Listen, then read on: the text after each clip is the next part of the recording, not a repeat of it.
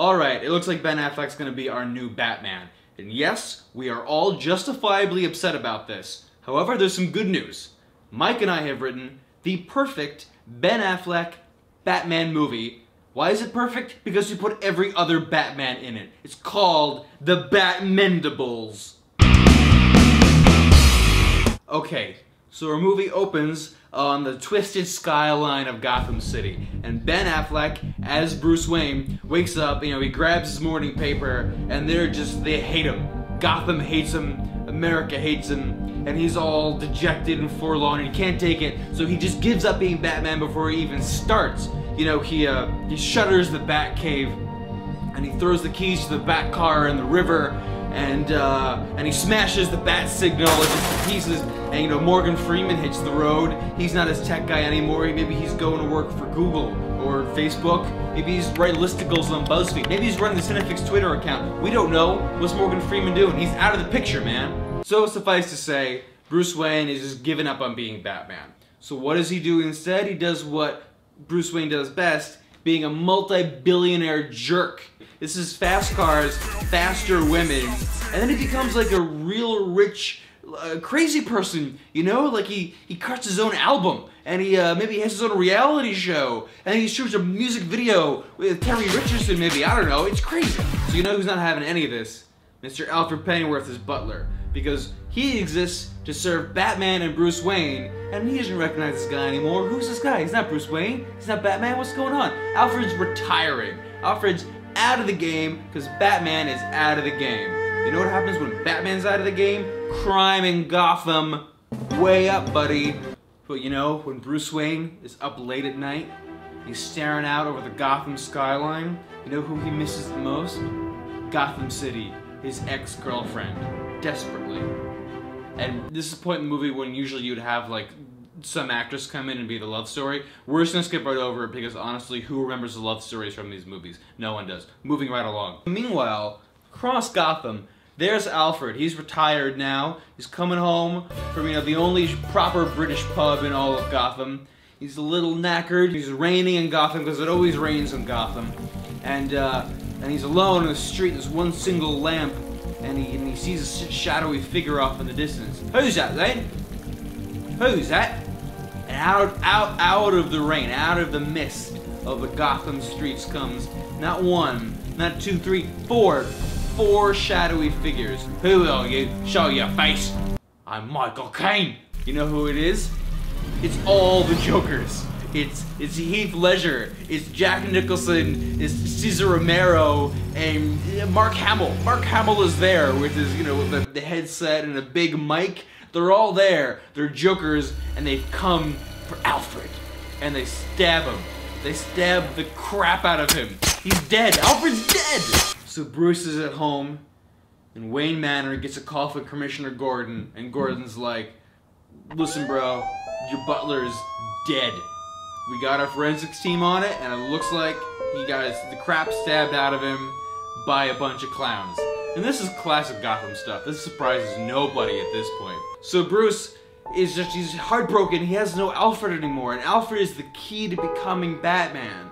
But then, who should come crashing through the windows of Bruce Wayne's bedroom but all of the previous Batmen? They've come out of retirement, the aging Batman, to help Bruce Wayne figure out how to be the new Batman. Kilmer, he's looking a little pudgy. He's not really fitting in the suit so well anymore. We got Keaton, he's just happy to have work. Adam West, he's tall and doofy and still doing the Adam West 1960s Batman thing and looking great doing it. We all love him.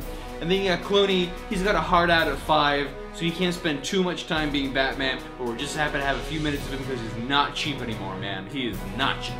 All old Batmen are there, and they say, listen Ben Affleck, buck up, we're natural born Batman, we're gonna hit the streets and take back Gotham. So they bust out onto the street, their fists are ready, and oh my god, do they get hurt. All of them are aged and not good at this, they're inexperienced, and they're just a bad scene front to back, man.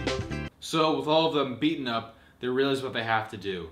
They have to retrain as Batman and get back in the game. It's a 5-way training montage Batman training, Batman training, Batman training, Batman training, Batman. You got Keaton, you know, he's teaching everyone how to be kind of down to earth and realistic and kind of funny. You got Clooney, he's showing everyone, you know, it's fine to be deeply homoerotic in this. Adam West is showing everyone, listen, don't take this too seriously. You're just a superhero. Have fun with it, it's not a big deal. And, you know, Val Kilmer is just kind of telling everyone, it's okay to be a filler Batman. So after this big montage, we're at Alfred's funeral, right? And Ben Affleck is there and he's really sad. And you know who shows up? His old buddy, Matt Damon. Matt Damon comes up to him and tells him, listen Ben, well you have to realize that even if you're gonna be a crap Batman, you're still doing important work. Because America needs Batman. It's the only superhero franchise worth watching. And then, I don't know, he does some sort of born supremacy thing, and it's sweet.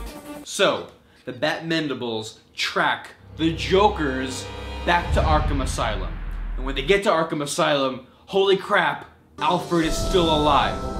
Now I know I said he had the crap stabbed out of him earlier, whatever, it's a movie. So it turns out the Jokers staged the whole Alfred murder thing to flush Ben Affleck out, to motivate him to become Batman, because the Jokers need Batmen, and Batmen need Jokers, and America needs Ben Affleck. Are you following me here? This is heavy symbolism.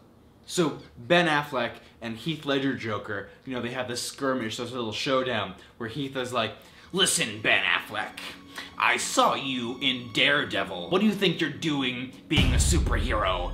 And Ben Affleck's like, no, I'm gonna be good. I'm an Oscar-winning actor. And Heath Ledger's like, no, you won an Oscar for Best Picture, and you share that with George Clooney and a guy named Grant Heslov.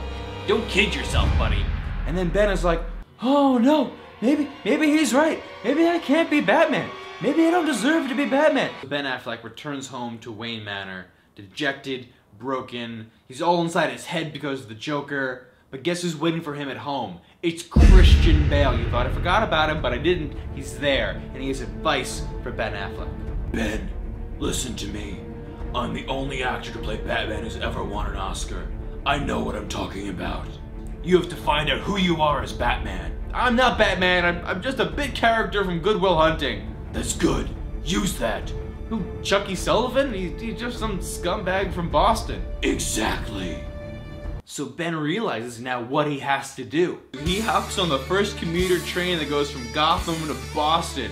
He gets down to South Boston, stops by the first construction site he sees, lets out a sharp whistle, and rallies all his scumbag Boston friends to help him out. The Batmendables are there. They're all in better shape and they're ready to fight. They're ready to take back Gotham. They're ready to kick some friggin' ass. So the two join forces to fight like literally every TV or movie super bat villain that's ever existed. Arnold Schwarzenegger, Michelle Pfeiffer, Eartha Kitt, Jim Carrey, Tommy Lee Jones, Danny DeVito, Tom Hardy, Marion Cotillard, Julie Newmar-Burgess, Meredith Vincent Price fighting, and it's way too much for me to draw, actually. So I guess we'll wrap this up pretty quick. He finds his inner Batman, he saves the city, Red Sox move to Gotham. The end.